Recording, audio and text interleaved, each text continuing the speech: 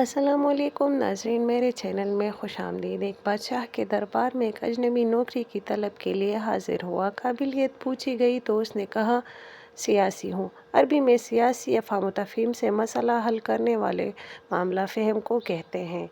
بادشاہ کے پاس سیاست دانوں کی بھرمار تھی۔ اسے خاص گھوڑوں کے اسطبل کا انچارج بنا لیا جو حال ہی میں فوت ہو چکا تھا۔ چند دن بعد بادشاہ نے اس سے سب سے مہنگے اور عزیز گھوڑے کے متعلق دریافت کیا۔ اس نے کہا نسلی نہیں ہے۔ بادشاہ کو تعجب ہوا۔ اس نے جنگل سے سائس کو بلا کر دریافت کیا۔ اس نے بتایا گھوڑا نسلی ہے لیکن اس کی پیدائش پر اس کی ماں مر گئی تھی۔ یہ ایک گائے کا دودھ پی کر اس کے ساتھ پلا بڑھا ہے۔ مسئول کو بلایا گیا۔ تم کو کیسے پتہ چلا اصیل نہیں ہے؟ اس نے کہا جب یہ گھاس کھاتا ہے تو گایوں کی طرح سر نیچے کر کے کھاتا ہے، جبکہ نسلی گھوڑا گھاس منہ میں لے کر سر اٹھا لیتا ہے۔ بادشاہ اس کی فراست سے بہت متاثر ہوا۔ مسئول کے گھر اناج، گھی، بھنے دمبے اور پرندوں کا اعلیٰ گوشت بطور انعام بھجوایا۔ اس کے ساتھ ساتھ اسے ملکہ کے محل میں تعینات کر دیا گیا۔ چند دنوں بعد بادشاہ نے مصاحب سے بیگم کے بارے میں رائے مانگی۔ اس نے کہا طور و اتوار تو ملکہ جیسے ہیں لیکن شہزادی نہیں ہیں۔ بادشاہ کے پیروں تلے سے زمین نکل گئی۔ حواس بحال کیے، ساس کو بلاوا بھیجا، معاملہ اس کے گوش گزار کیا۔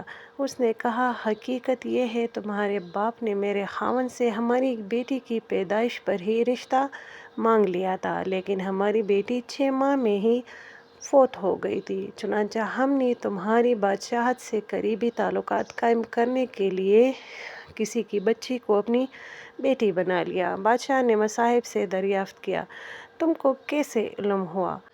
اس نے کہا خادموں کے ساتھ سلوک جاہلوں سے بدتر ہے۔ بادشاہ اس کی فراست سے خاصا متاثر ہوا۔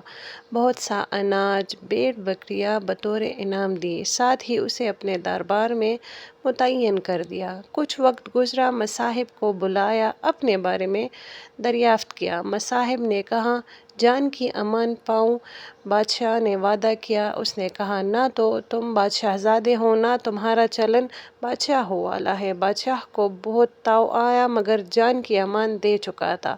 سیدھا والدہ کے محل پہنچا۔ والدہ نے کہا یہ سچ ہے، تم ایک چرواہے کے بیٹے ہو، ہماری اولاد نہیں تھی تو تمہیں لے کر پالا ہے۔ بادشاہ نے مصاحب کو بلایا، بتا تجھے کیسے علم ہوا؟ اس نے کہا بادشاہ جب کسی کو انعام و کرام دیا کرتے ہیں تو ہیرے موتی جواہرات کی شکل میں دیتے ہیں، لیکن آپ بھیڑ بکریاں کھانے پینے کی چیزیں دیتے ہیں۔ یہ اسلوب بادشاہوں کا نہیں ہے، کسی چرواہے کے بیٹے کا ہی ہو سکتا ہے۔ عادتیں نسلوں کا پتہ دیتی ہیں، عادات، اخلاق اور طرز عمل خون اور نسل دونوں کی پہچان کرا دیتے ہیں۔ شکریہ۔